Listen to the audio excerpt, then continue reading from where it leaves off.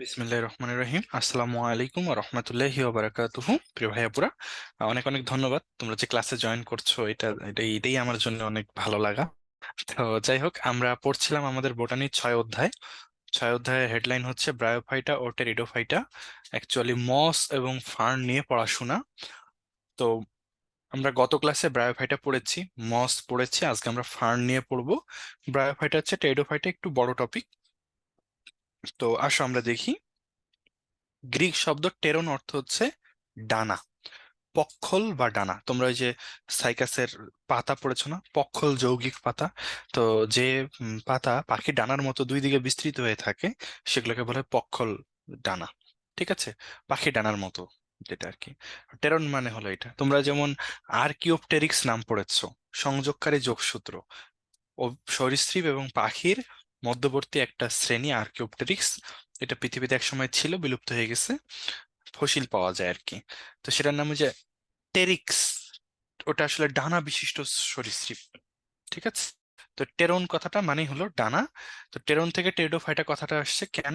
কারণ এই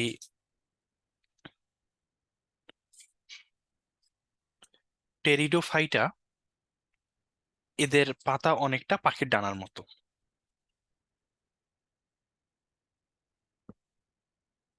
ঠিক আছে, পাখির ডানা যেমন দুই দিকে বিস্তৃত, এদের ডানাও এরকম দুই দিকে বিস্তৃত, এই জন্য এদের নাম দেওয়া হয়েছে টেরিডোফাইটা।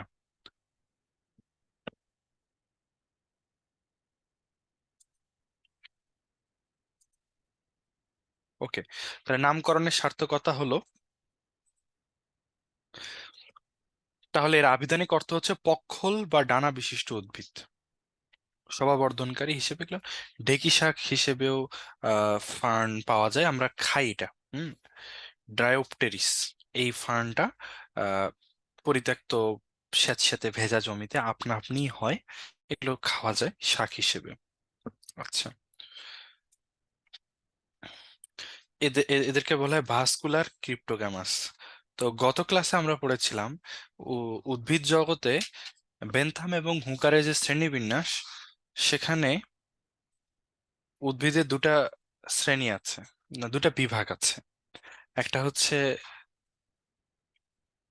ফ্যানেরোগ্যামিয়া, একটা হচ্ছে ক্রিপ্টোগ্যামিয়া।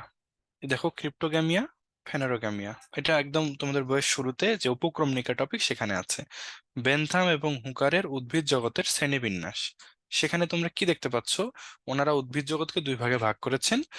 বীজহীন অপুষ্পক উদ্ভিদ, যাদের ফুল হয় না, বীজ হয় না, এইসব উদ্ভিদকে ক্রিপ্টোগ্যামিয়া উপজগতে অন্তর্ভুক্ত করা হয়েছে। আর যাদের ফুল হয়, বীজ হয়, তাদেরকে ফ্যানেরোগ্যামিয়া উপজগতে অন্তর্ভুক্ত করা হয়েছে। হ্যাঁ। তো ফ্যানেরোগ্যামের মধ্যে আছে নগ্নবীজি আর আবৃতবীজি, যেটা তোমরা অলরেডি পড়েছো, এই যে নগ্নবীজি, আবৃতবীজি। আর ক্রিপ্টোগ্যামিয়ার মধ্যে আছে ভাইয়া থ্যালোফাইটা, এদের মধ্যে আছে শৈবাল এবং ছত্রাক। ইনফ্যাক্ট ব্রায়োফাইটাও থ্যালোফাইটা। হ্যাঁ, এগুলো আমরা গত ক্লাস আলোচনা করেছি। আজকে আমরা পড়বো টেরিডোফাইটা। তো টেরিডোফাইটা কিন্তু এমন উদ্ভিদ যেটা হচ্ছে ক্রিপ্টোগ্যামে উপজগতের অন্তর্ভুক্ত, অর্থাৎ এর ফুল হয় না, বীজ হয় না। ঠিক আছে।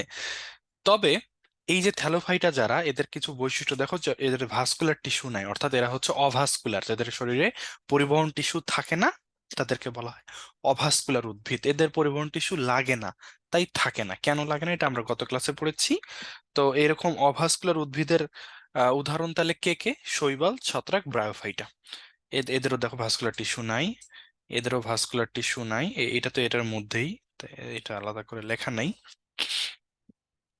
তাহলে অভাস্কুলার কারা? শৈবাল, ছত্রাক, ব্রায়োফাইটা হচ্ছে অভাস্কুলার। টেইডোফাইটা, এদের ভাস্কুলার টিস্যু আছে, তাই এরা ভাস্কুলার। এখন কথা হচ্ছে, এই ক্রিপ্টোগ্যামিয়া উপজগতে চারটা নাম পাবা তোমরা: শৈবাল, ছত্রাক, ব্রায়োফাইটা, টেরিডোফাইটা। একমাত্র ভাস্কুলার ক্রিপ্টোগ্যামিয়া কারা বলো তো দেখি? কথা তো বুঝছো। একমাত্র ভাস্কুলার ক্রিপ্টোগ্যামিয়া এই চারজনের মধ্যে, এ, বি, সি, ডি, একমাত্র ভাস্কুলার ক্রিপ্টোগ্যামিয়া হচ্ছে টেরিডোফাইটা। মানে তারা বীজহীন অপুষ্পক উদ্ভিদ হলেও তাদের পরিবহন টিস্যু আছে। ঠিক আছে। হুম। তাহলে সবচেয়ে উন্নত ক্রিপ্টোগ্যামিয়ার উদাহরণ হলো ভাই টেরিডোফাইটা। এই অংশটা আলাদা করে পড়তে হবে ভাইয়া। এটা আসলে একটা বেসিক টপিক, বিভিন্ন অধ্যায়ের কথা এখানে আলোচনা করা আছে, এটা তোমাদেরকে পড়ানো হয়েছিল একটা ক্লাসে। কারো উপক্রমণিকা ক্লাস লাগে তো গ্রুপে নক দিও, ক্লাস আছে রেকর্ড, আমি দিয়ে দিব।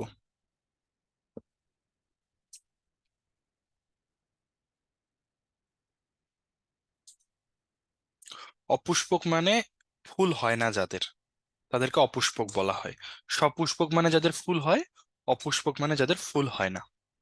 ওকে, তাহলে এরা অপুষ্পক এবং এদের দেহে ভাস্কুলার টিস্যু আছে, তাই এদেরকে ভাস্কুলার ক্রিপ্টোগ্যামাস বলা হয়। ঠিক আছে, ওকে। তো এখন আসলে টেরিডোফাইটার বৈশিষ্ট্যে আসি। প্রথম কথা হচ্ছে এরা অপুষ্পক এবং অবীজী উদ্ভিদ, ফুল হয় না, বীজ হয় না। দেহ প্রধান প্রধান দেহটি স্পোরোফাইট বা রেণুধর অর্থাৎ ডিপ্লয়েড। তাহলে স্পোরোফাইট উদ্ভিদ কাদেরকে বলে? যেমন একটা আম গাছ, ধরো এটা একটা আম গাছ বা বট গাছ, এর একটা দেহকোষ নিয়ে এসো এখানে, তার নিউক্লিয়াসটা বের করে পর্যবেক্ষণ করো, দেখবা ডিপ্লয়েড নিউক্লিয়াস পাচ্ছ।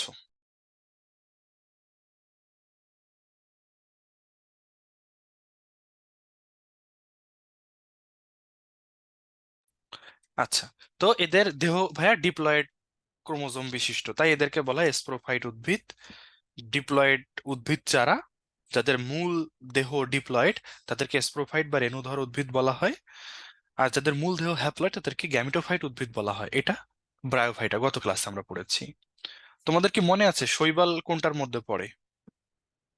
গ্যামিটোফাইট নাকি স্পোরোফাইট? আমি দুটা সিম্বল দিই, জি নাকি এস। শৈবাল কি গ্যামিটোফাইট নাকি স্পোরোফাইট মনে পড়ে? শৈবালের মূল দেহ, শৈবাল হচ্ছে হ্যাপ্লয়েড, ওরা হচ্ছে গ্যামিটোফাইট। ঠিক আছে, ইনফ্যাক্ট শৈবাল, ছত্রাক, ব্রায়োফাইটা, এই তিনজনই হচ্ছে হ্যাপ্লয়েড। আর টেরিডোফাইটা নগ্নবীজী আবৃতবীজী, এরা হচ্ছে ডিপ্লয়েড। তোমরা যদি নগ্নবীজী বের করো ওখানেও স্প্রোফাইট লেখা আছে, আবৃতবীজী বের করো ওখানেও স্প্রোফাইট লেখা আছে। তাহলে আমরা 6টা গাছের তিনটা তিনটা করে ভাগ করতে পারি।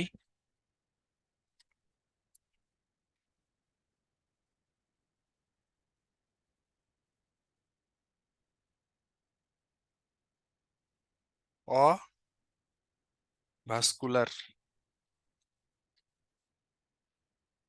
এবং স্পোরোফাইট,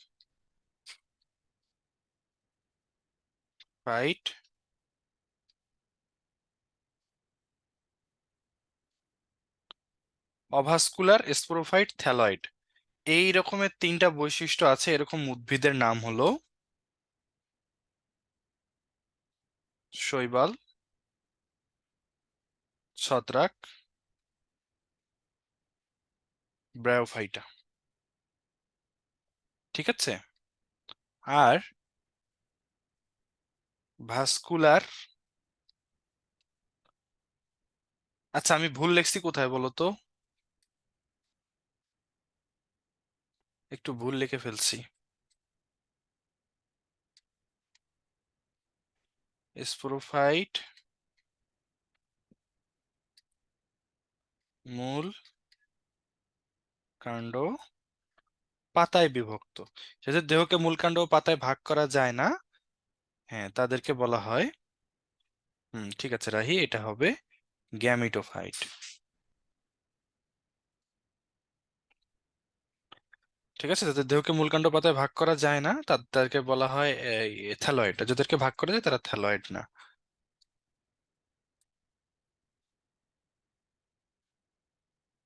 ওকে, গ্যামিটোফাইট। এসবের উদাহরণ কি? এসবের উদাহরণ হলো টেরিডোফাইটা, নগ্ন বীজি, আবৃতবীজি। ঠিক আছে, মনে রাখিও কেমন, এটা ইম্পর্টেন্ট। তাহলে আমাদের তিনটা উদ্ভিদ পাচ্ছি যারা অভাস্কুলার, পরিবহন টিস্যু নাই, গ্যামিটোফাইট অর্থাৎ হ্যাপ্লয়েড দেহ, এবং থ্যালয়েড অর্থাৎ মূলকাণ্ড পাতায় ভাগ করা যায় না দেহকে। আর তিনটা উদ্ভিদ পাচ্ছি যাদের যাদের পরিবহন টিস্যু আছে, যারা ডিপ্লয়েড দেহের বা ডিপ্লয়েড ক্রোমোজোমের অধিকারী এবং এদের দেহকে মূলকাণ্ড পাতায় ভাগ করা যায়। ঠিক আছে। আচ্ছা, এটা একটু স্ক্রিনশট নিয়ে রাখতে পারো।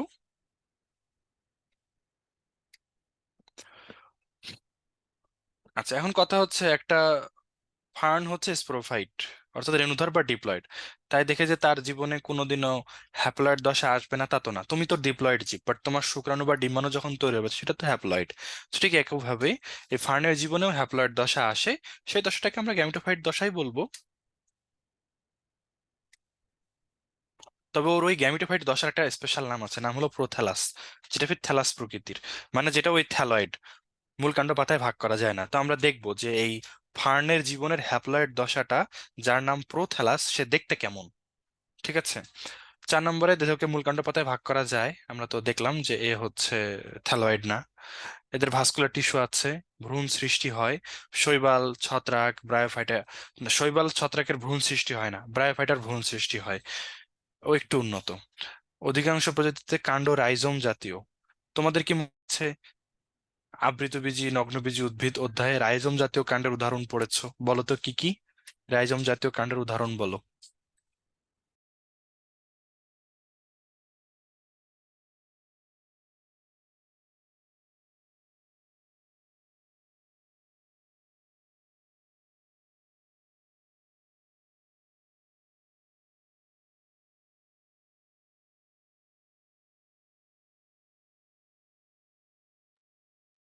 হ্যাঁ, আদা হলুদ, হ্যাঁ।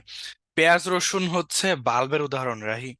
মনে রাখবে এটা দিয়ে, যে এটা দেখতে বাল্বের মতো। ঠিক আছে, তাহলে রাইজোম, এটার উদাহরণ হলো আদা হলুদ, ভূনিম্নস্থ রূপান্তরিত কাণ্ড। ঠিক আছে ভাইয়া।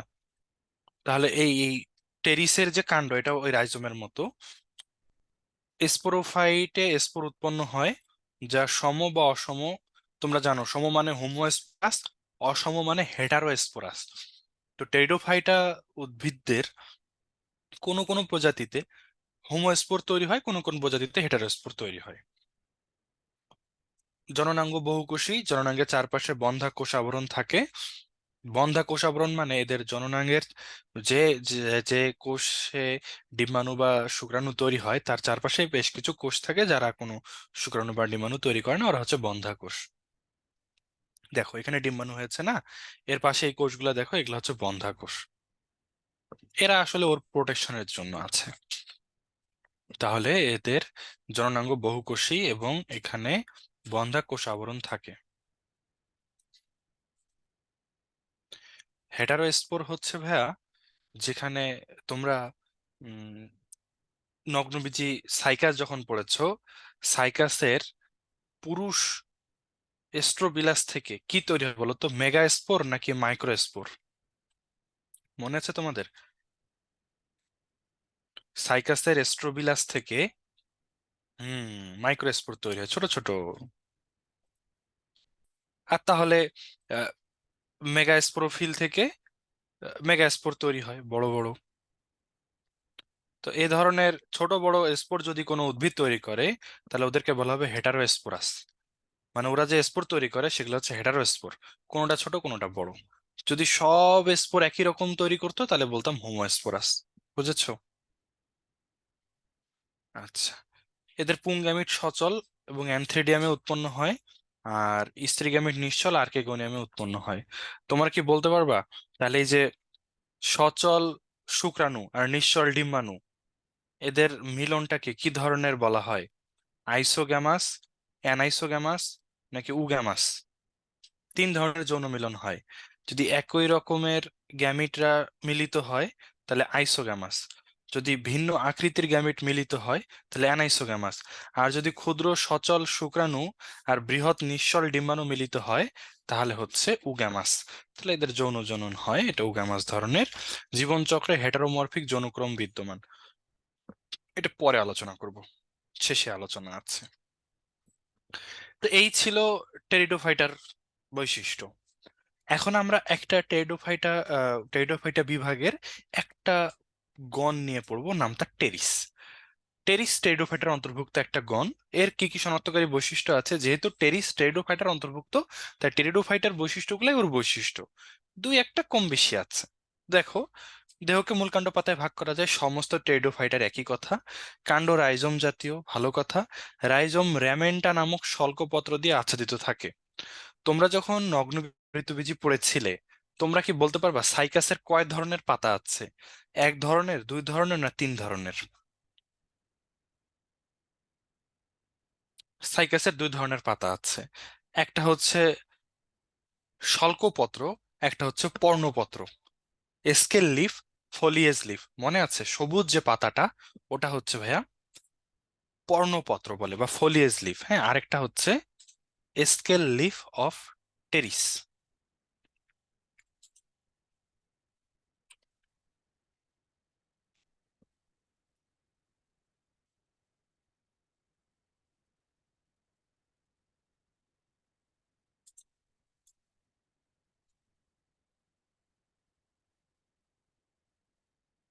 কেন অত ভালো বোঝা যাচ্ছে না?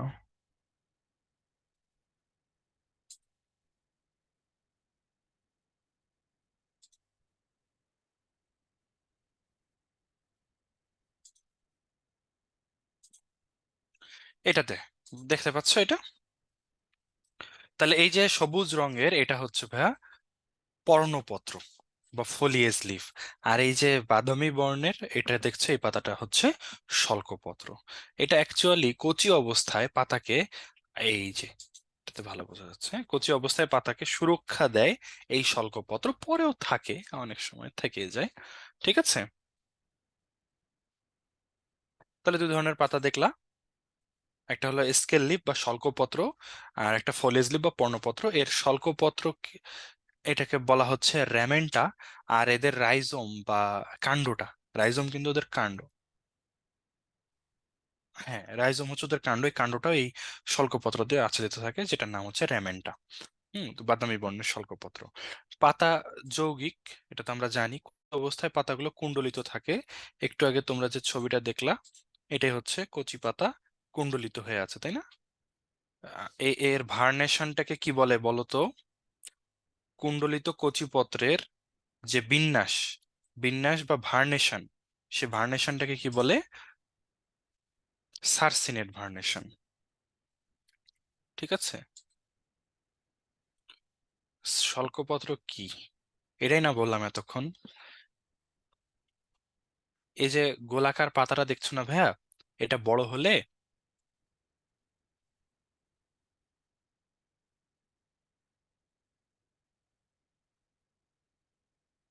এরকম একটা পাতা হবে, খুলে গিয়ে এরকম পাতা হবে। কিন্তু এখন যে সে কচি,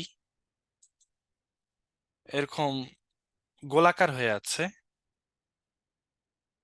ওর গায়ে একগুলো বাদামি বর্ণের পাতার মতো গঠন দেখছো, আইসের মতো কাভারিং দেখছো, এটার নামই হলো শল্কপত্র।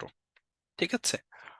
ওকে। তো এই যে কচি অবস্থার এই বিন্যাসকে বলা হয় সার্সিনেট ভার্নেশন। তাহলে পাতা যৌগিক, কচি অবস্থায় পাতাগুলো কুণ্ডলিত থাকে। সার্সিনেট ভার্নেশন পরে লেখা আছে, এখানে লেখা নেই। সব স্পোর একই রকম হয়, অর্থাৎ হোমোস্পোরাস। এটাতে কনফিউজড হয়েও না।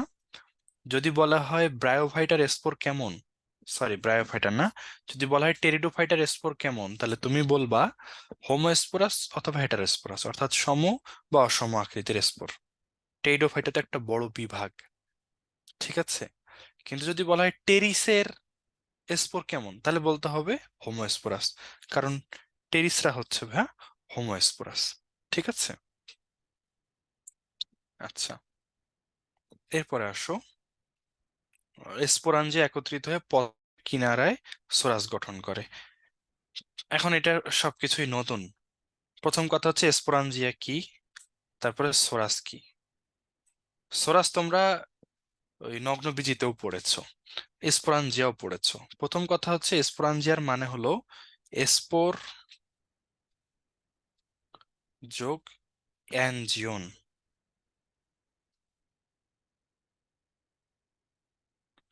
স্পোর আর অ্যানজিওন, হ্যাঁ।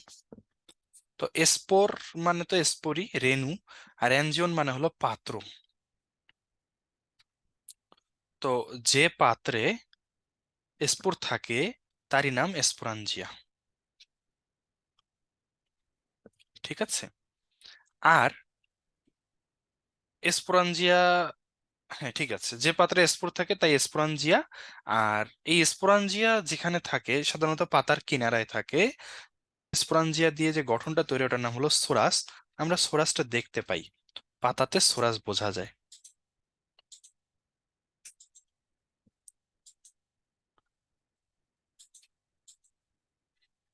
এই যে দেখো ছবিটাতে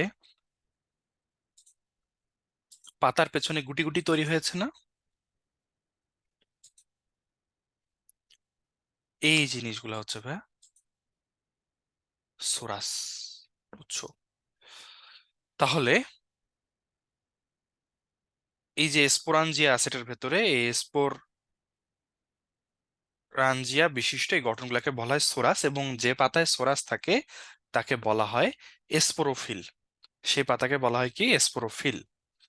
তো তোমরা এরকম মেগা স্পোরোফিল, মাইক্রো স্পোরোফিল, তোমরা সাইকাসেও কিন্তু পড়েছো। সাইকাস আর ফার্নের মধ্যে বেশ কিছু মিল আছে, ওই জন্য সাইকাসের একটা স্পেশাল নাম আছে, ফার্ন বলা হয়, তাই না? সাইকাসের পাতা পাম গাছের মতো, আর কিছু বৈশিষ্ট্য আবার ফার্নের মতো, এই জন্য এটাকে পাম ফার্ন বলা হয়। তাহলে এই যে এগুলোতেই ভবিষ্যতে ওর স্পোর তৈরি হবে, হ্যাঁ। তো ঠিক আছে, তো স্পোরাঞ্জি একত্রিত হয়ে পত্রকের কিনারায় সোরাস গঠন করে, পাতার কিনারায় কিনারায় সোরাস গঠিত হয়। স্পোরাঞ্জিয়াম ফলস ইন্ডুসিয়াম দিয়ে ঢাকা থাকে। ফলস ইন্ডুসিয়াম এই ছবিতেই বুঝতে পারবা, অত ভালোভাবে না। তোমরা কি খেয়াল করতে পারতেছো এই পাতার কিনারাগুলা ভাঁজ হয়ে গেছে একটুখানি, ফোল্ড হয়ে গেছে হালকা? এটা তো পাতার উল্টা দিক। পাতা তো যেদিকে থাকে সেদিক থেকে পাতার কিনারাগুলা ভাঁজ হয়ে মনে হচ্ছে সোরাস গুলাকে একটু ঢেকে রাখার চেষ্টা করছে না? দেখো তো, এই ঢেকে রাখা গঠনটাকে বলা হয় ফলস ইন্ডুসিয়াম। ঠিক আছে ভাইয়া? মানে এটা কিছু সময়ের জন্য থাকবে, স্পোর তৈরি হয়ে শেষ হয়ে গেলে এটা নষ্ট হয়ে যাবে। ঠিক আছে ভাইয়া? তো স্পোরাঞ্জিয়াম ফলস ইন্ডুসিয়াম দিয়ে ঢাকা থাকে। ওকে, এরপর আসো প্রোথ্যালাস। গ্যামিটোফাইট, সবুজ হৃৎপিণ্ড আকারের সহবাসী। এটা এখন বোঝাবো না, এটা পরে বোঝাবো। প্রোথ্যালাসটা হচ্ছে ওর হ্যাপ্লয়েড দশা, গ্যামিটোফাইট দশা। হুম। রাইজোমের নিচে অস্থানিক মূল বের হয়। তো রাইজোম হচ্ছে ওর কাণ্ড, এবং ওই কাণ্ডের নিচে মূল তৈরি হয়। মূলটা কেমন? গুচ্ছ আকারের, অস্থানিক গুচ্ছ আকারের মূল। পাতায় র্যাকিস থাকে। র্যাকিস মানে তোমরা জানো, র্যাকিস মানে হলো শিরা। এই যে পাতাটা তোমরা দেখছো, এই পাতার এই যে মাঝ বরাবর যে শিরাটা গেছে, এটার নামই হচ্ছে ভাই র্যাকিস। ওকে, তো এগুলা হচ্ছে টেরিসের বৈশিষ্ট্য, টেরিস শনাক্তকারী বৈশিষ্ট্য, এগুলো এমসিকিউতে আসবে তোমাদের। হ্যাঁ। আরেকটা আছে টেরিস উদ্ভিদ, টেরিডোফাইট, কারণ এটা ফটোসিনথেটিক এবং ভাস্কুলার এবং অপুষ্পক। আচ্ছা, এখানে লেখা আছে যে টেরিস কেন টেরিডোফাইট। প্রথম হচ্ছে টেরিস যে ছত্রাক না, কিভাবে প্রমাণ করবা? কারণ ছত্রাকরা হচ্ছে ফটোসিনথেসিস করতে পারে না, কিন্তু এরা পারে। আবার টেরিস যে শৈবাল বা মস না, সেটা কিভাবে প্রমাণ করবা? ভাস্কুলার। শৈবালরা অভাস্কুলার, ব্রায়োফাইটা বা মস এরা অভাস্কুলার, কিন্তু টেরিস ভাস্কুলার। এবং টেরিস অপুষ্পক, তাই এটা নগ্নবীজি বা আবৃতবীজিও না। নগ্নবীজি আবৃতবীজির ফুল হয়, এই জন্য সে টেরিডোফাইটের অন্তর্ভুক্ত। হুম। টেরিস খোলা উন্মুক্ত জায়গায় রোদে জন্মাইতে পছন্দ করে কিছু কিছু প্রজাতি, ওদেরকে সান ফার্ন বলা হয়। ওকে, আচ্ছা, এরপরে আসো আবাসস্থল। এরা সাধারণত পুরাতন ও ভাঙা স্যাঁতসেঁতে প্রাচীরের গায়ে জন্মায়, ইটের স্তূপে জন্মায়। হ্যাঁ, এরা অর্ধবায়বীয় বা সাবেরিয়াল। অর্ধবায়বীয় মানে এদের দেহের কিছু অংশ মানে বায়ুতে থাকে, আর কিছু অংশ ইটের ফাঁকে থাকে বা মাটিতে থাকে। এখানে বায়বীয় মানে বাতাস না, এখানে বায়বীয় মানে মাটির নিচে কতখানি, মাটির উপরে বাতাসে কতখানি। তো এদের কিছু, এদের কাণ্ডটা তো মাটির নিচে থাকে আর দেহটা থাকে মাটির উপরে, তাই এদেরকে অর্ধবায়বীয় বলা হয়। যেমন আম গাছের তো কাণ্ড, পাতা, ডালপালা সবই বাইরে, তোরা পূর্ণ বায়বীয়।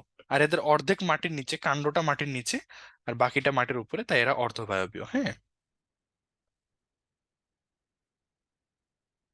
হ্যাঁ, এটার এক্সাম ফুলটা একসাথে নেব, গ্রুপে তোমাদেরকে বলে দিছি, যেহেতু ছোট অধ্যায়। হ্যাঁ, আমি দেখলাম ওইখান থেকে প্রায় 10-12টার মতো কোশ্চেন হয়েছে মাত্র। তো এইটা অংশ পড়ানো হলে প্রায় 30-35টার মতো প্রশ্ন বানানো যাবে। তো একসাথে পরীক্ষা নেব, ঠিক আছে? ওকে, তো এই ছিল টেরিসের আবাসস্থল। এরপরে দৈহিক গঠন, এখান থেকে বেশ কিছু প্রশ্ন আসবে। পড়া ভাইয়া পুরাতন সহজ, জাস্ট একটু দেখো। এখানেই বেশ কিছু এমসিকিউ আছে, তোমাদের মেডিকেলেও আসছে এখান থেকে পড়া। প্রথম কথা, টেরিস হলো রেণুধর বা স্পোরোফাইট উদ্ভিদ, যা এরা হলো ডিপ্লয়েড। এদের মূল দেহ হচ্ছে ডিপ্লয়েড। দেহকে মূল কাণ্ড পাতায় ভাগ করা যায় যায় কাণ্ড রাইজোম জাতীয়, ভূনিম্নস্থ রূপান্তরিত কাণ্ড, আদা হলুদ যেমন। ঠিক আছে। উম, আর এগুলো লাগবে না। পাতা সবুজ এবং পক্ষল যৌগিক, এটাও তোমরা বোঝো, পাখি ডানার মতো দুই পাশে থাকে, এই জন্য নাম হলো পক্ষল যৌগিক। ফার্নের পাতাকে ফ্রন্ট বলে, এটা একটা এমসিকিউ, খুব ইম্পর্টেন্ট এমসিকিউ। ফতে ফ্রন্ট মনে রাখবো, ফার্নের পাতার নামই হলো ফ্রন্ট, ওর পাতাকে ফ্রন্ট নামেই ডাকা হয়। তাহলে এক একটা ফ্রন্ট দেখতে পাচ্ছি যে ছবিতে, ফ্রন্ট। ঠিক আছে। মুকুল অবস্থায় একটা পাতা কিভাবে বিন্যস্ত থাকবে সেটাকে বলা হয় ভার্নেশন বা মুকুল পত্র বিন্যাস। মুকুল অবস্থায় পাতার যে বিন্যাস, সেটাই মুকুল পত্র বিন্যাস বা ইংলিশে ভার্নেশন। তো ফার্নের পাতা যেহেতু কচি অবস্থায় এরকম পেঁচানো থাকে, তাই এটার নাম সার্সিনেট ভার্নেশন। এই হলো সার্সিনেট ভার্নেশন। তাহলে কুঞ্চি পত্রের এই যে বিন্যাস, এই যে গঠন বিন্যাস, এই যে ওর শেপ, ওর যে স্টাইল, সেটাকে বলা হয় সার্সিনেট ভার্নেশন। ঠিক আছে। আরেকটা কথা হলো, কচি পাতাকে বলা হয় ক্রোজিয়ার। এটা কিন্তু আবার কচি পাতা। পূর্ণাঙ্গ পাতাকে যেমন ফ্রন্ট বলে, এরকম কচি পাতাকে ক্রোজিয়ার বলে। ক্রোজিয়ার কথাটা কই থেকে আসছে, আসলে একটা ইন্টারেস্টিং ফ্যাক্ট আছে এখানে।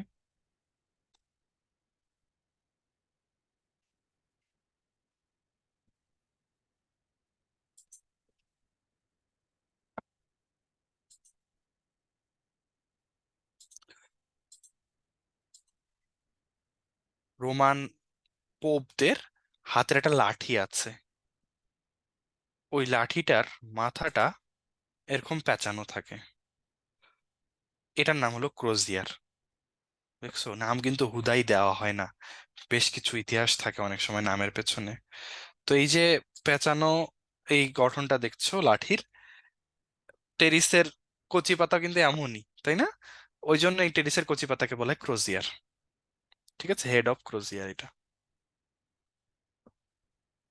ওকে, তাহলে আমরা তিনটা জিনিস শিখলাম। একটা হচ্ছে ফার্নের পাতাকে বলে ফ্রন্ট, ফার্নের কচি পাতাকে বলা হয় ক্রোজিয়ার, আর ফার্নের কচি পাতার যে বিন্যাস, এটাকে বলা হয় সার্সিনেট ভার্নেশন। ঠিক আছে। আচ্ছা,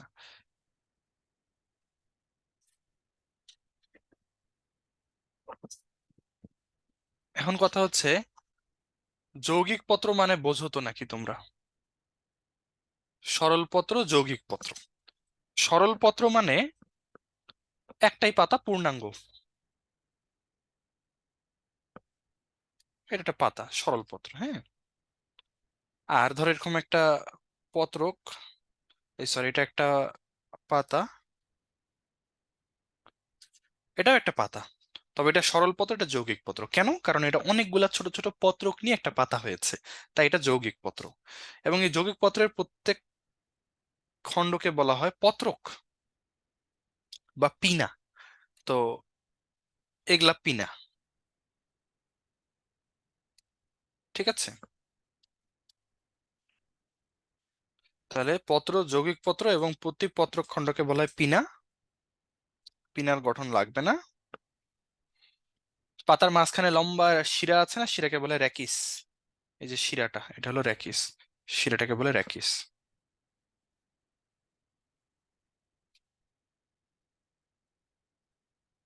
কই, হ্যাঁ, পাতার অক্ষ বা র্যাকিস, এর দুই পাশে জোড়ায় জোড়ায় পত্রকগুলা সাজানো থাকে।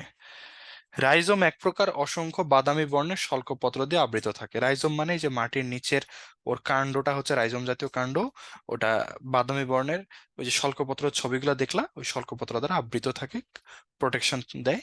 এটার নাম র্যামেন্টাম। বাদামি বর্ণের স্বল্পপত্রের নাম হচ্ছে র্যামেন্টাম।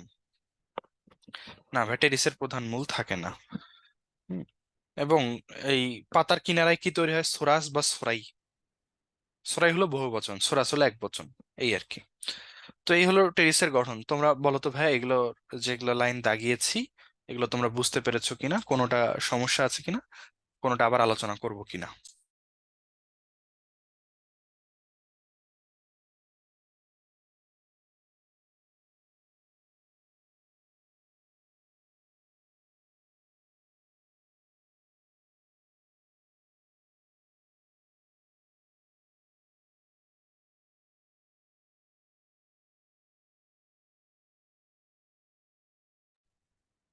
ঠিক আছে,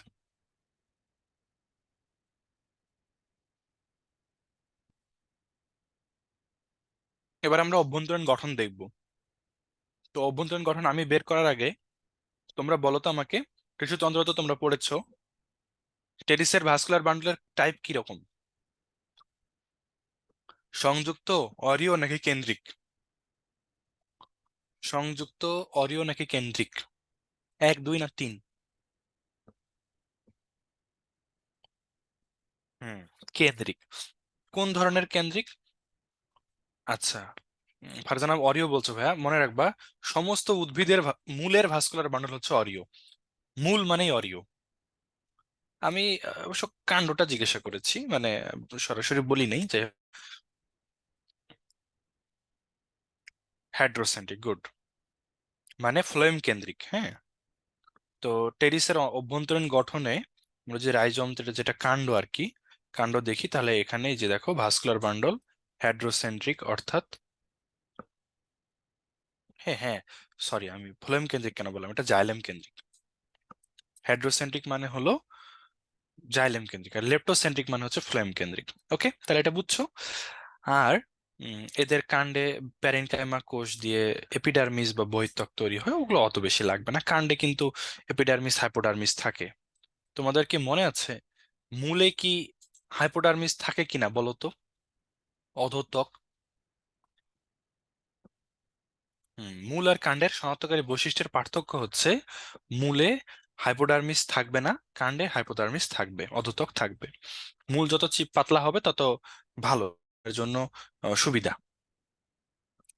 তো র্যাকিস, র্যাকিস বা শিরা, সেখানেও এপিডার্মিস হাইপোডার্মিস আছে। এদের ভাস্কুলার বান্ডল হাইড্রোসেন্ট্রিক। ওকে, পাতা, পাতার গঠন, উম পাতায় কিউটিকল আছে, পত্ররন্ধ্র আছে, মাঝখানে মেসোফিল স্তর আছে। পাতার কোন টিস্যুকে মেসোফিল বলে বলো তো? ত্বকীয় টিস্যুতন্ত্র, ভিত্তি টিস্যুতন্ত্র না ভাস্কুলার টিস্যুতন্ত্র? পাতার কোন টিস্যুকে মেসোফিল বলে? ত্বকীয়, ভিত্তি, নাকি পরিবহন? হ্যাঁ, ভিত্তি টিস্যু বা গ্রাউন্ড টিস্যু, পাতার গ্রাউন্ড টিস্যুকে বলা হয় মেসোফিল টিস্যু। এগুলো কিন্তু সব পুরাতন পড়া, দেখছো? সব অন্যান্য চ্যাপ্টারের টপিক এখানেও আচ্ছা, গ্রাউন্ড বা মেসোফিল টিস্যুতে দুই ধরনের কোষ আছে, spongy parenchyma, palisade parenchyma. Spongy প্যারেনকাইমার আকৃতি গোল, প্যালিসেড প্যারেনকাইমার আকৃতি লম্বা। আচ্ছা, এরপরে এখানে আর লাগবে না। টেরিসের জনন। তো উদ্ভিদের জনন তো ভাইয়া নর্মালি অঙ্গজ, অযৌন, যৌন এই তিন রকমেরই হয়, তাই না? তো টেরিসের জীবনচক্রটা একটু তোমাদের ধারণার চেয়ে ভিন্ন রকম। এর জীবনচক্রে দুই ধরনের উদ্ভিদ আছে। টেরিস উদ্ভিদ আসলে দুই ধরনের। একটা হচ্ছে রেসপ্রোফাইট বা রেণুধর উদ্ভিদ, রেসপ্রোফাইট দশা। আর এটা হচ্ছে গ্যামেটোফাইট দশা বা লিঙ্গধর উদ্ভিদ। মানে এরা আলাদা আলাদা। আমাদের জীবনে যেমন শুক্রাণু ডিম্বাণুর স্বাধীন অস্তিত্ব নাই, আমাদের শুক্রাণু ডিম্বাণু রাস্তায় এমনি এমনি ঘুরে বেড়ায় না, আলাদা করে বাঁচে না, সংসার করে না, ঘর করে না। ম্যাক্সিমাম উদ্ভিদেরও তাই। শুক্রাণু ডিম্বাণু তাদের মূল দেহের উপর নির্ভরশীল, সেখানে তৈরি হয়ে তারা নিজেদের মধ্যে মিলন ঘটিয়ে জাইগোট তৈরি করে নতুন উদ্ভিদ করে। বাট টেরিসের ব্যাপারটা এরকম যে এর স্পোরোফাইট উদ্ভিদ আলাদা, আলাদা জন্মায়, আলাদা বড় হয়, আলাদা বাস করে। এর গ্যামেটোফাইটিক উদ্ভিদ আলাদা জন্মায়, আলাদা বড় হয়, আলাদা বাস করে। দুটো আলাদা আলাদা, সেপারেট হয়ে গেছে এরা। বুঝছো? আচ্ছা, সামনে আরো পড়বো তখন বুঝবো। তো স্পোরোফাইটে উদ্ভিদে অঙ্গজ এবং অযৌন জনন প্রক্রিয়া ঘটে এবং গ্যামেটোফাইটে উদ্ভিদে যৌন জনন প্রক্রিয়া ঘটে। তো তাহলে স্পোরোফাইটে অঙ্গজ এবং অযৌন, আর গ্যামেটোফাইটে যৌন জনন ঘটে। আসো দেখি একটু একটু করে, তাহলে বুঝবা। অঙ্গজ জনন তো বুঝতেই পারতেছো ভাই, যে ওদের বডির কোনো পার্ট থেকে নতুন কোনো শাখা পোশাখাওয়ালা উদ্ভিদ তৈরি হলে সেটা হচ্ছে অঙ্গজ জনন। রাইজোমের অংশ বিশেষ মরে যায় এবং সেখান থেকে শাখাগুলো বিচ্ছিন্ন হয়ে নতুন করে আহ নতুন টেরিস উদ্ভিদ তৈরি করে, এটা অঙ্গজ। অযৌনটা দেখো, আসো। অযৌন জননটা একটু বড় আছে এখানে, মনে রাখবা। স্পোর দিয়ে যদি কোনো সময় বংশ বিস্তার হয় তাহলে সেটা অযৌন জনন। আমি তোমাদেরকে শৈবাল পড়ানোর সময় এই কথা বলছি। স্পোর দিয়ে প্রজনন হওয়া মানেই সেটা অযৌন জনন, ঠিক আছে? তো টেরিস উদ্ভিদে স্পোর সৃষ্টির মাধ্যমে অযৌন জনন সম্পন্ন হয়। আর যৌন মানে গ্যামিট থাকবে। ঠিক আছে, আমরা আগেই দেখেছি যে টেরিস উদ্ভিদে পরিণত হলে এর পাতার কিনারায় ক্ষুদ্র ক্ষুদ্র স্পোরাঞ্জিয়া তৈরি হয়। এই স্পোরাঞ্জিয়ামের ভেতরে কি থাকে? স্পোর বা রেণু থাকে। আমরা তো বলছি স্পোরাঞ্জিয়াম মানে হলো রেণুর ধারক বা পাত্র। এনজিওনের অর্থ হলো পাত্র, স্পোর মানে স্পোর। স্পোরের পাত্রই হলো স্পোরাঞ্জিয়া। স্পোর তো অযৌন জনন কোষ, তাই না? স্পোরাঞ্জিয়া গুচ্ছ আকারে অবস্থান করে, ওই গুচ্ছগুলাকে বলা হয় সোরাস। সোরাস দেখতে কি বর্ণের দেখছিলা? বাদামি বর্ণের, এবং এটা অনেকটাই বৃক্কাকার, মাইক্রোস্কোপে বোঝা যাবে। আচ্ছা, যেটা স্পোরাঞ্জিয়াম তৈরি হয় তাকে প্লাসেন্টা বা অমরা বলে। পত্রক বা পিনার কিনারা ভেতরের দিকে একটু বেঁকে এসে সোরাইকে ঢেকে রাখে। এই ঢাকনিকে ফলস ইন্ডোসিয়াম বলে। আমরা একটু দেখি যে এই সোরাস উৎপন্নকারী পাতাকে বলে স্পোরোফিল। তাহলে এই ওয়ার্ডগুলো আবার রিপিট করছি। একটার নাম স্পোরোফিল, একটার নাম ফলস ইন্ডোসিয়াম, একটার নাম হচ্ছে সোরাস, একটার নাম স্পোরাঞ্জিয়া। আচ্ছা, একটা কল আসছে, ধরো। ছবিটা দেখ।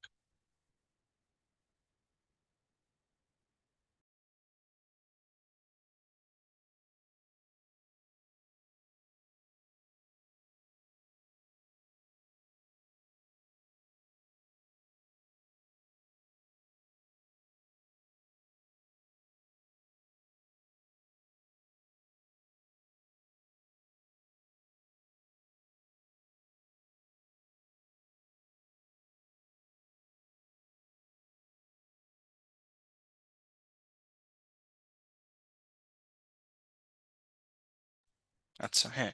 তাহলে দেখতে পাচ্ছ ভাই, এখন আমরা যদি দেখি যে এটার ভেতরে আছে স্পোরাঞ্জিয়া। ছোট ছোট স্পোরাঞ্জিয়া আছে, অনেকগুলো স্পোরাঞ্জিয়া মিলে সোরাস তৈরি হয়েছে, এক একটা সোরাস।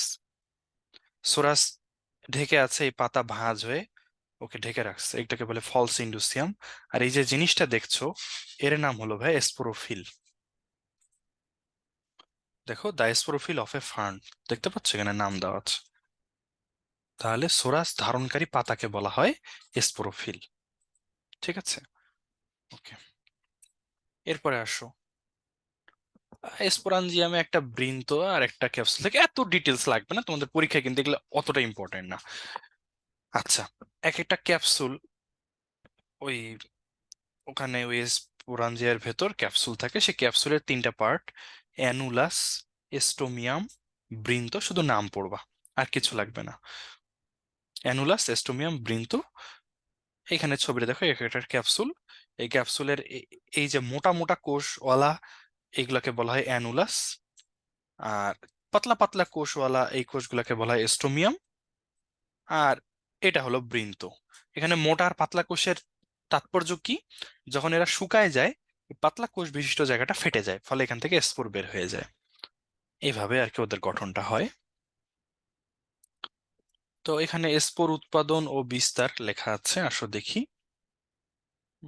এগুলো এত কিছু লাগবে না। স্পোরোজেনাস টিস্যু, যে টিস্যু স্পোর উৎপাদন করে, স্পোরের জেনেসিস ঘটায়, সেই স্পোরোজেনাস টিস্যু।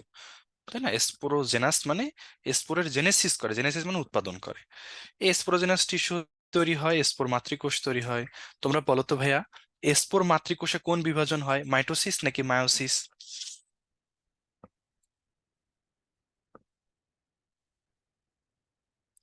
যে কোনো মাতৃকোষ বুঝবা, এখানে মায়োসিস হবে। আমাদেরও জনন মাতৃকোষে মায়োসিস হয়, ওদেরও স্পোর মাতৃকোষে মায়োসিস হয়। স্পোর মাতৃকোষ ডিপ্লয়েড, এবং স্পোরাঞ্জিয়ামে 16টা এই স্পোর মাতৃকোষ থাকে এক একটা স্পোরাঞ্জিয়ামে।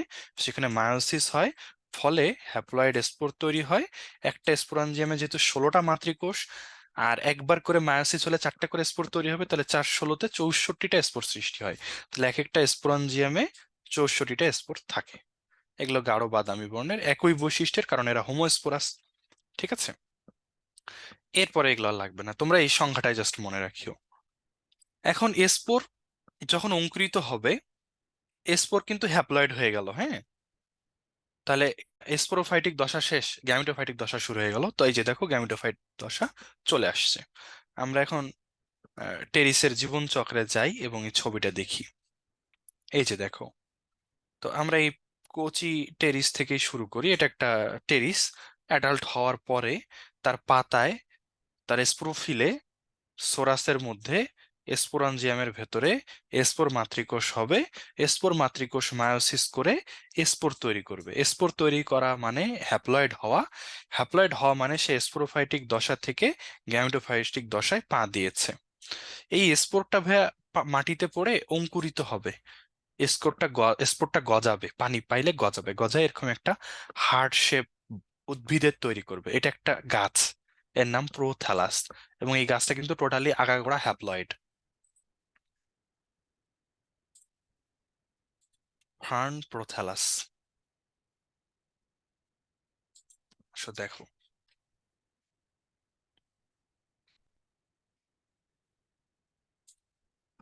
তোমরা যদি কখনো মাটিতে ভেজা নালা নর্দমার কাছে যাও, তো খুঁজলে এরকম প্রোথ্যালাস পাবা। এইটার নাম প্রোথ্যালাস। এটা যদি বা প্লাস্টিকের, প্রোথ্যালাসটা জাস্ট এটাই। স্পোর অঙ্কুরিত হয়ে এই জিনিসটা হয়। এটা একটা গাছ। এটা ফার্নের হ্যাপ্লয়েড দশা, গ্যামিটোফাইটিক দশা, বুঝছো? এটা সবুজ, তাই এটা স্বতন্ত্র, মানে ও নিজের খাবার নিজে তৈরি করে, কারো উপর ডিপেন্ডেন্ট না। তাহলে এই যে মাটিতে এই যে হার্ট শেপ স্ট্রাকচারটা দেখছো ভাই, এটা ফার্নের স্পোর অঙ্কুরিত হয়ে এটা তৈরি হয়েছে, এবং এর নাম কি? প্রোথ্যালাস। এটা কিন্তু থ্যালয়েড আকৃতি, তাই না? মূলকাণ্ড পাতা নাই, মাটিতে শায়িত দেহ। এর মধ্যে আবার কি হবে এই প্রোথ্যালাস? এই ছবিটা দেখো। হ্যাঁ, এখানে এই যে দেখো, এর আকৃতি নাশপাতি আকৃতির। কোনটা ফ্লাক্স? এটা তো মনে হচ্ছে ফ্লাক্স। হ্যাঁ, হ্যাঁ, এগুলো হচ্ছে ফ্লাক্স আকৃতির আহ ডিম্বাশয়। আর এটা হচ্ছে নাশপাতি আকৃতির শুক্রাশয়। এখানে ডিম্বাণু তৈরি হবে, এখানে শুক্রাণু তৈরি হবে। এই গাছটার মধ্যে এখানে শুক্রাণু ডিম্বাণু তৈরি হবে। তাহলে এরা উভলিঙ্গ বা সহবাসী। যখন একটা উদ্ভিদে স্ত্রী স্তবক পুরুষ স্তবক দুটোই থাকে, তখন এদেরকে আমরা সহবাসী বলতে পারি। এখানে শুক্রাণু ডিম্বাণু তৈরি হয়ে তারা মিলিত হয়ে জাইগোট হবে। সেই জাইগোট থেকে একটা ছোট্ট ভ্রূণ হয়ে এই যে নতুন টেরিস জন্মাবে। এই দেখো টেরিস জন্মাইছে। এটা একটু পরে বড় হয়ে যাবে। এরাই পরবর্তীতে টেরিস আকারে আত্মপ্রকাশ করবে। এই যে দেখো, বের হয়েছে, হ্যাঁ।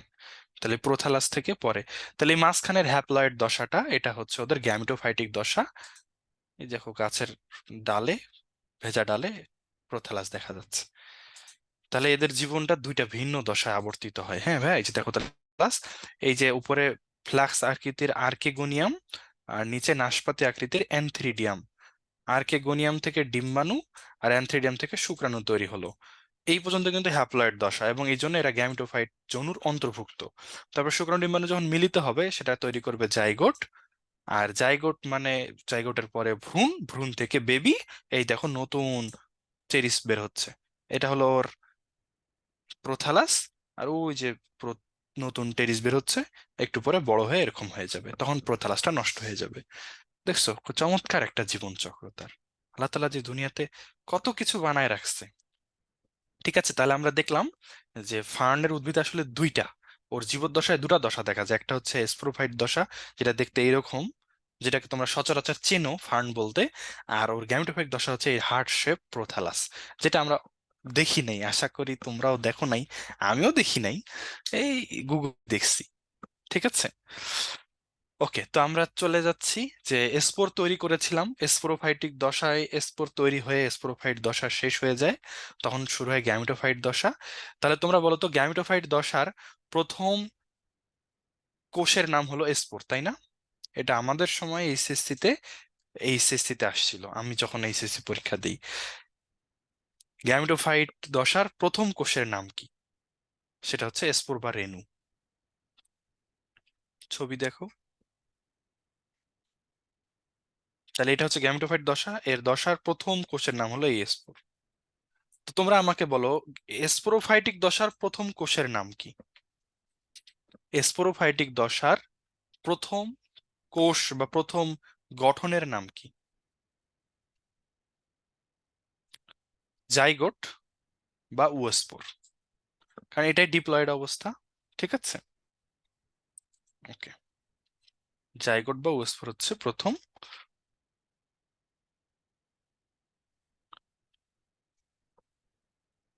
দশা, স্পোরোফাইটিক দশার প্রথম কোষ, হ্যাঁ।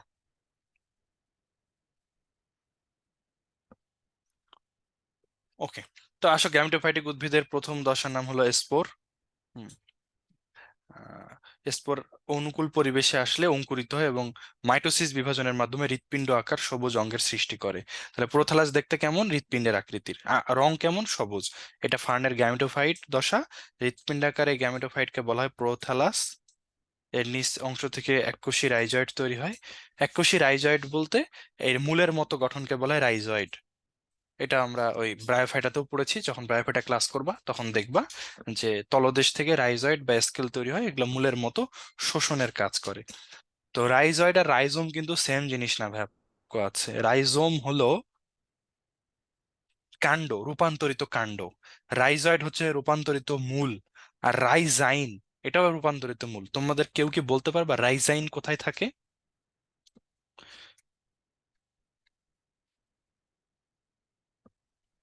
মনে করো, অথবা না মনে থাকলে জেনে রাখো।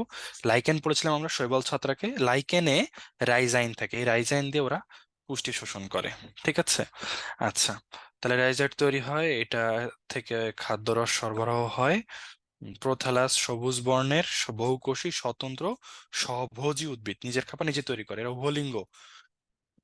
এদের দেহে পুং স্ত্রী জননাঙ্গ অবস্থান করে। খাঁজের কাছে আর্কেগোনিয়াম, ফ্লাক্স আকৃতির আর্কেগোনিয়াম, আর এই রাইজয়েডের কাছে অ্যানথ্রিডিয়াম তৈরি হয়।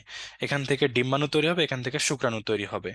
দুজন মিলে জাইগোট তৈরি করবে। এরা সহবাসী উদ্ভিদ, বহুলিঙ্গ উদ্ভিদ। ঠিক আছে, এরপরে আসো, শুক্রাণু ডিম্বাণু তৈরি হলে এটা তখন আমরা বলবো যৌন জনন।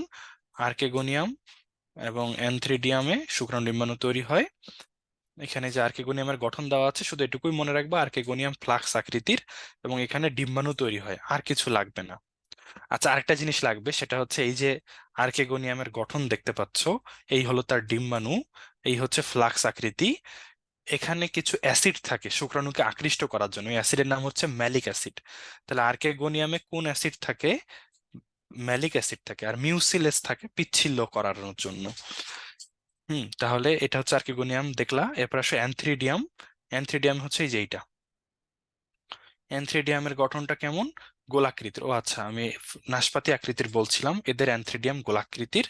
এখানে 20 থেকে 50টা শুক্রাণু মাতৃকোষ বা অ্যান্ড্রোসাইট থাকে।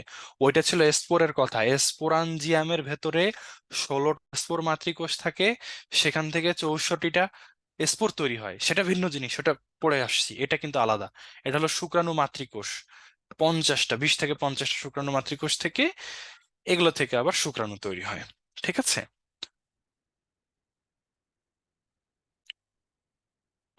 এক একটা শুক্রাণু মাতৃকোষ থেকে একটা করেই শুক্রাণু তৈরি হয়, হ্যাঁ। কারণ এরা হ্যাপ্লয়েড অবস্থা, বহু ফ্লাজেলা যুক্ত শুক্রাণু।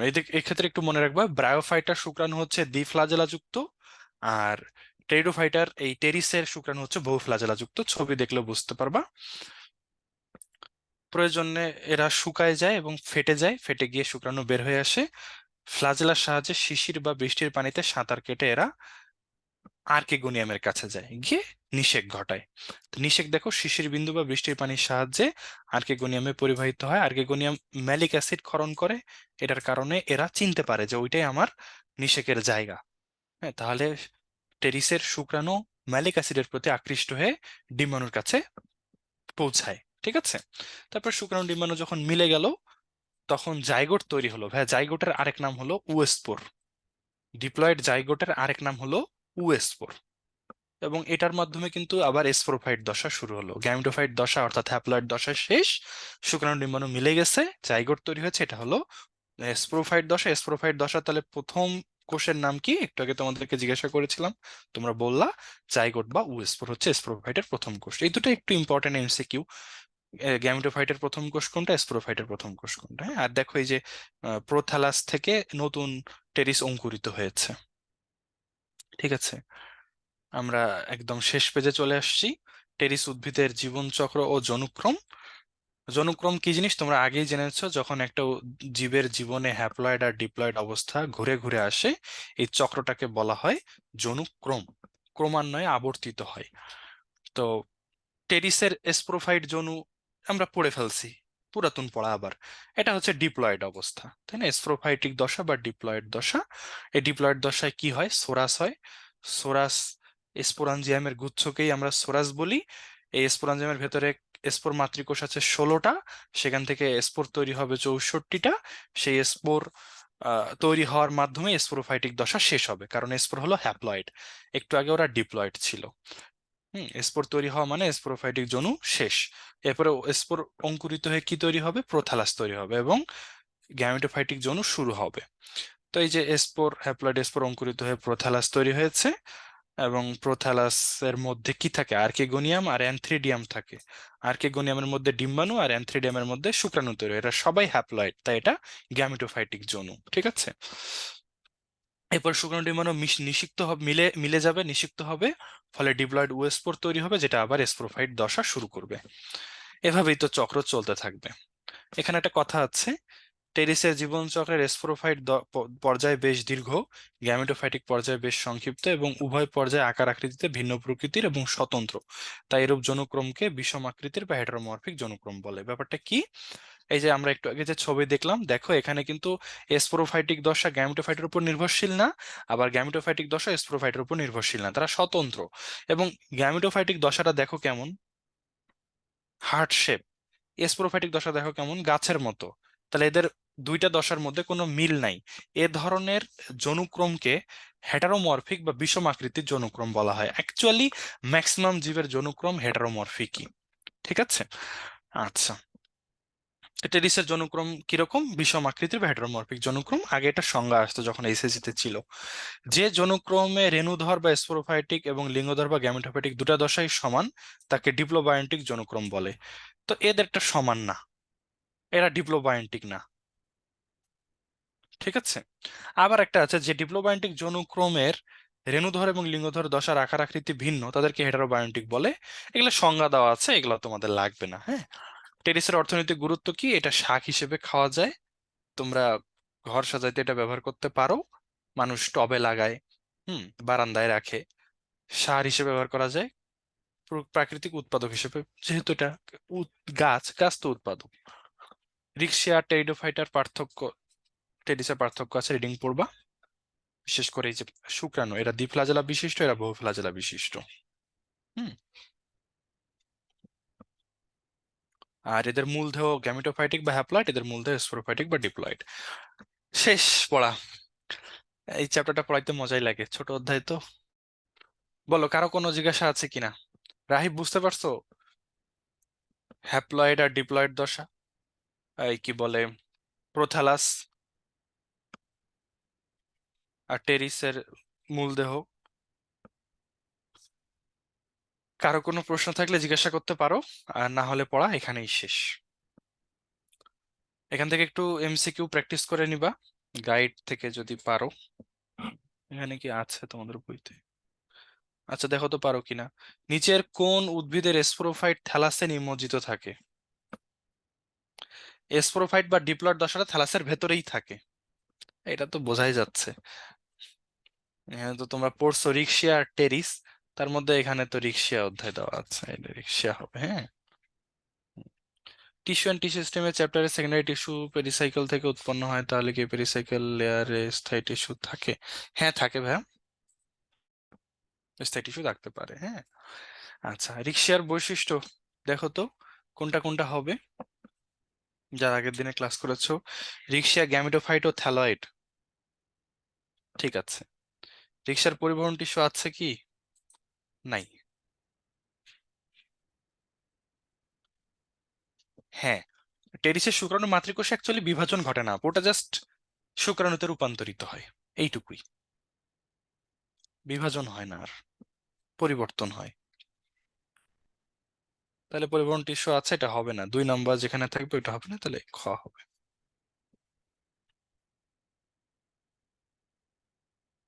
যৌগিক পাতা পিনার নিম্নতলে বসন্তের গুটির মতো উঁচু উঁচু দেখা যাচ্ছে। বসন্ত হলো একটা রোগ, ওই যে স্মল পক্স। এই গাছের কোনো ফুল হয় না, তাহলে বোঝা যাচ্ছে। এই গাছের আর কি কি বৈশিষ্ট্য আছে বলো।